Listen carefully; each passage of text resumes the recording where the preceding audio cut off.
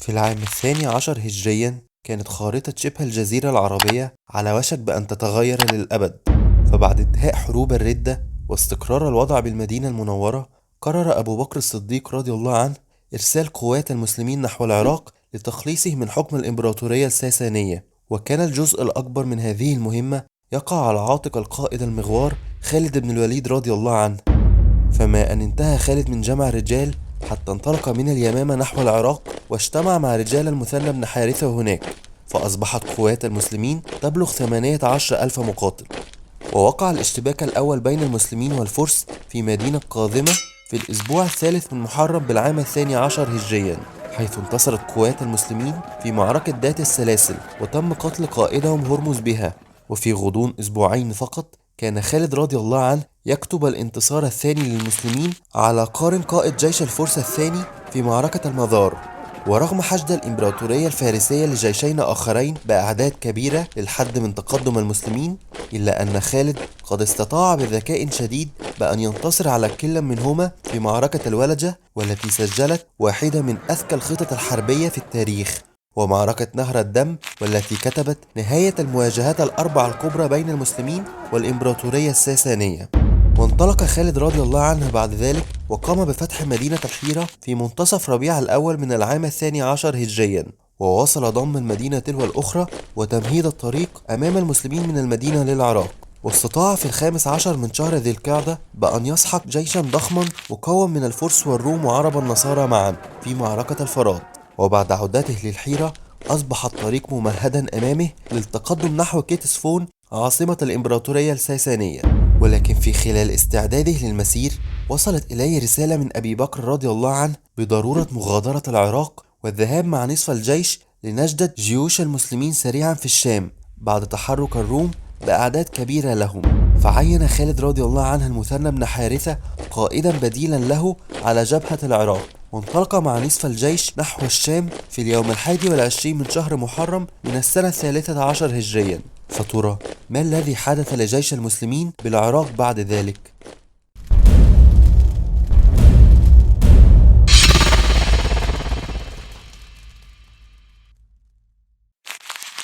كان الموقف العسكري في بلاد فارس على صفيح ساخن بعد خروج خالد رضي الله عنه منها. فها هو البلاط الفارسي يمر بحالة من انعدام الوزن بعد تكبد الخسارة في كل مرة واجه فيها المسلمين. وكان من الواضح أن الإمبراطورية الفارسية لن تهدأ حتى تحقق انتصارا يحفظ لها ماء وجهها. فبالرغم من استقلال معظم أقاليم فارس وعدم اقتناعهم بسلطة يزجرد الثالث على الحكم، إلا أنهم كانوا جميعا يعرفون مدى قيمة وحجم القائد الفارسي رستم فاروخزاد، والذي كانت سلطة الجيش الفعلية في أيديه. وازداد ذلك التأييد بعدما انتشرت بالفعل الأخبار عن رغبته في انتهاز خروج خالد رضي الله عنه مع نصف الجيش من بلاد فارس، وتسديد ضربة موجعة للنصف الآخر من جيش المسلمين وطردهم من البلاد. وكل ذلك كان يعلمه المثنى بن حارثة، ولم يكن غافلا عما يدور في سلطانهم، فقد كان يدرك بأن الهدنة لن تدوم، وكان يعلم بأنه لن يستطيع أن يحتفظ بما فتحه المسلمون من أراضي أو يفتتح أراضٍ جديدة بما تبقى له من أفراد. ولذلك فقد قرر بأن يتواصل مع خليفة المسلمين ليشرح له الوضع بفارس ويحاول طلب المدد منه في أسرع حال. وبالفعل في حوالي اليوم 11 من جمادى الآخر في العام 13 هجريا خرج المثنى من الحيرة واتجه نحو المدينة لمقابلة خليفة المسلمين. ومع وصوله تفاجأ بمرض أبو بكر الصديق رضي الله عنه الشديد، فقد كان خليفة المسلمين مريضا مرض الموت في ذلك الوقت، ولكنه مع ذلك استقبل المثنى على فراشه واستمع له. فما أن انتهى المثنى من نقل الأخبار طلب أبو بكر أن يأتوا له بعمر رضي الله عنهما في الحال. فلما جاء خاطبه أبو بكر وقال له: اسمع يا عمر ما أقول لك ثم اعمل به. إني لأرجو أن أموت من يومي هذا، فإن أنا مت فلا تمسين حتى تندب الناس مع المثنى، وإن تأخرت إلى الليل فلا تصبحن حتى تندب الناس معه، ولا يشغلنكم مصيبة وإن عظمت عن دينكم. وإن فتح الله على أمراء الشام فاردد أصحاب خالد إلى العراق فإنهم أهله وولاة أمره. وبالفعل بين مغرب وعشاء يوم الاثنين 21 من جمادى الآخر توفي خليفة المسلمين أبو بكر الصديق رضي الله عنه. فلما انتهى عمر بن الخطاب رضي الله عنه من دفنه في أواخر الليل، أمر بجمع الناس ودعاهم إلى التطوع والذهاب لنجدة المسلمين في بلاد فارس. فاختلف الناس عن الإجابة، وظل أمير المؤمنين يدعو الناس لمدة 3 أيام كاملة دون أن يلقى أي رد حاسم، فقد كان قتال الفرس من أثقل الأشياء على قلوب العرب. فلما كان اليوم الرابع، قام المثنى بعد الصلاة وخطب في الناس قائلا: أيها الناس، لا يعظمن عليكم هذا الأمر، فإن قد غلبنا أهل فارس وشاطرناهم ونلنا منهم، ولنا إن شاء الله بقية أراضيهم. وقام بعدها عمر رضي الله عنه وقال: أين الطراء المهاجرون في سبيل الله؟ سيروا في الأرض التي وعدكم الله في كتابه، فإنه قال: ليظهره على الدين كله، والله مثهر دينه ومولي أهله مواريث الأمم، فأين عباد الله الصالحون؟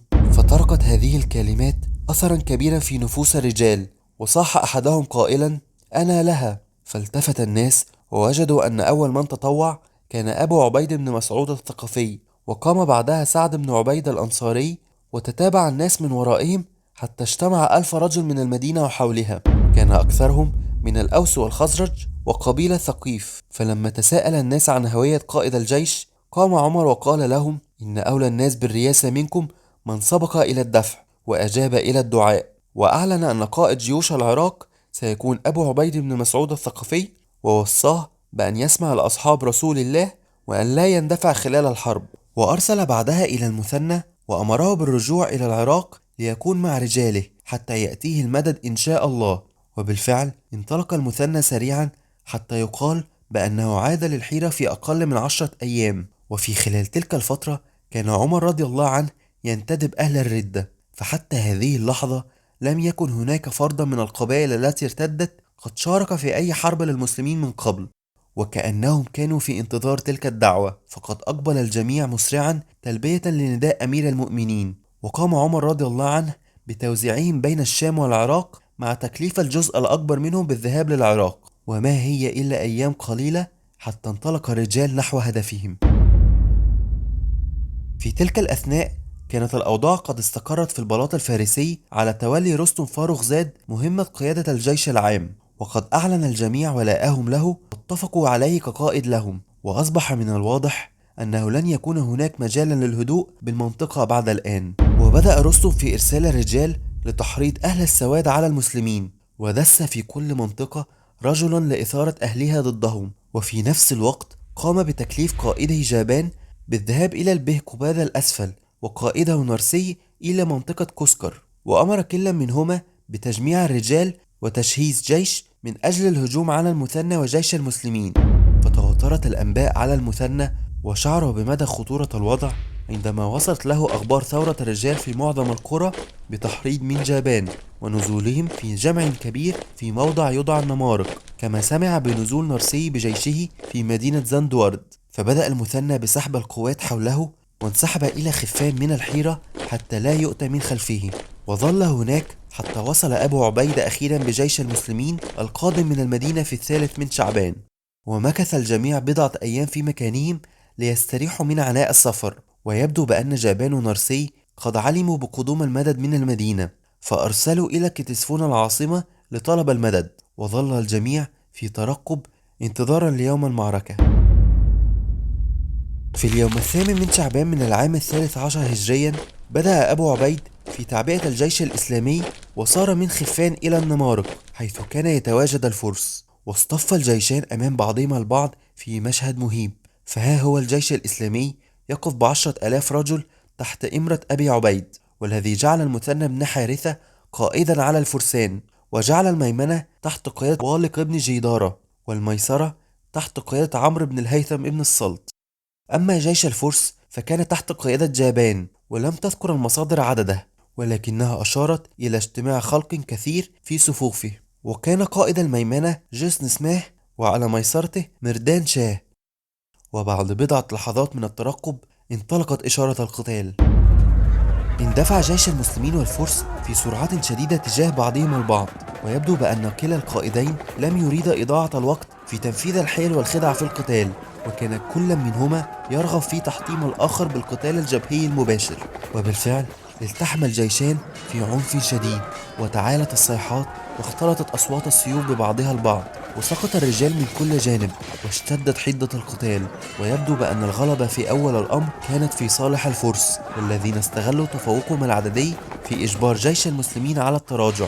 ولكن ما لم يتوقعوه هو صمود رجال المسلمين القوي أمام هجماتهم المستمرة.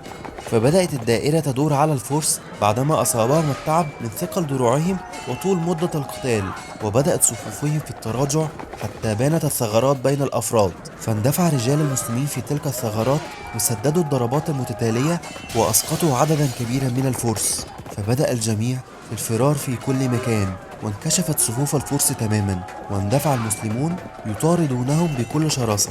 واستطاع أحد رجال المسلمين وكان يدعى متر بن فضة في خضم تلك الأحداث بأن يقبض على جابان قائد الفرس، ولكن يبدو بأنه لم يكن يعرف جيدا هوية أسيره. فأدرك جابان ذلك وقرر بأن يستغل ذلك لصالحه، فبدأ يغري الرجل بالأموال والغلمان التي سيسخرها في خدمته إن أمنه، وأطلق سراحه وطلب منه بأن يدخله على أبي عبيد ليكون شاهدا على ذلك الاتفاق. فأعطاه الرجل الأمن وأخذه لأبي عبيد في خيمته بعد انتهاء المعركة. ولكن لما دخلوا عليه الخيمة صاح بعض الرجال وأخبروا أبا عبيد بأن ذلك الرجل هو قائد كبير عند الفرس، وأشاروا عليه بقتله في الحال. ولكن أبا عبيد رد قائلا: إني أخاف الله أن أقتله، وقد أمنه رجل مسلم، والمسلمون في التواد والتناصر كالجسد، ما لزم بعضهم لزم كلهم. فغضب الرجال وقالوا أنه هو الذي غدر بنا وحاربنا. فقال لهم: وإن كان قد غدر فأنا لا أغدر. وأمر بتحرير الأسير وإعطائه الأمان كما وعده متر بن فضة. وانتهت بذلك معركة النمارق بانتصار المسلمين على الفرس، وقد غنموا غنائم كثيرة قسمها عليهم أبو عبيد، وأرسل الخمس إلى المدينة كما اعتاد المسلمون دائما. بلغت أنباء هزيمة جيش جابان إلى رستم، فأمر أحد قادته وكان يدعى الجالينوس بأن يسرع وينضم لجيش نارسي في كسكر. فبدأت استعدادات هذا الجيش في الحال، ولكن بعد وقت قصير وصلت أخبار هذا الجيش إلى أبي عبيد، حيث كان لديه الكثير من العيون التي تنقل له أخبار الفرس وجيوشهم وتحركاتهم. وعلم بأن قوات نارسي قليلة العدد، فكان من الواجب أن يمنع وصول الإمدادات لهم بأي شكل. ولذلك فقد قرر بأن يفاجئ قوات نارسي ويأخذها على غرة قبل أن يصل جالينوس لهم. وبالفعل بعد أقل من 4 أيام من معركة النمارق كان أبو عبيد يهجم على قوات نارسي في منطقة السقاطية ويبيد جيشه عن بكرة أبيه بعد قتال عنيف. وبالكاد هرب النارسي من الأسر، وطارد رجال المسلمين فلول الجيش الفارسي وقاموا بتدمير معسكرهم بالكامل. وبعدما استقرت الأوضاع قاموا بجمع الغنائم والأطعمة الفريدة التي اشتهرت بها تلك المنطقة وكانت حكرا على الفرس، وقاموا بتوزيعها على الجيش والفلاحين بالمنطقة، وأرسلوا منها إلى أهل المدينة حتى يذوقوا من خيراتها. ويبدو بأن أخبار الهزيمة قد وصلت إلى الجالونوس قبل أن يصل إلى المنطقة، ففضل الانسحاب مع جيشه واللجوء إلى بقسياثة لإعادة تقييم الوضع. فلم يمهله أبو عبيدة الفرصة، وصارع مع الجيش الإسلامي نحوه حتى التقى معه في نفس التعبئة وقام بتدمير جيشه تماما، ولكنه لم يستطع القبض عليه، حيث فر الجالونوس إلى كتسفون وترك ورائه جنوده أسرى للمسلمين. وبهزيمة الفرس الثالثة في أقل من 10 أيام تتابع رجال القرى بالمنطقة على أبي عبيد يصالحونه ويتأسفون على موالاة الفرس ضد العرب، وبرروا ذلك بأنهم غلبوا على أمرهم. فصالحهم أبو عبيد وأعطاهم الأمان، فقام رؤساء الأقاليم بإحضار آنية بها أطعمة كثيرة من أشهى الأطعمة في المنطقة إكراما لأبي عبيد، ولكنه سألهم إن أحضروا مثلها للجند، فأخبروه بأنه لم يتوفر لهم ذلك، فاعتذر أبو عبيد عن تناولها حتى لا يستأثر بشيء لنفسه عن جنوده. ففرح المسلمون بهذا القائد العظيم ودعوا له، وبدأ الجميع يخلد للراحة بعد ما خاضوه من معارك عنيفة في تلك الفترة الزمنية القصيرة.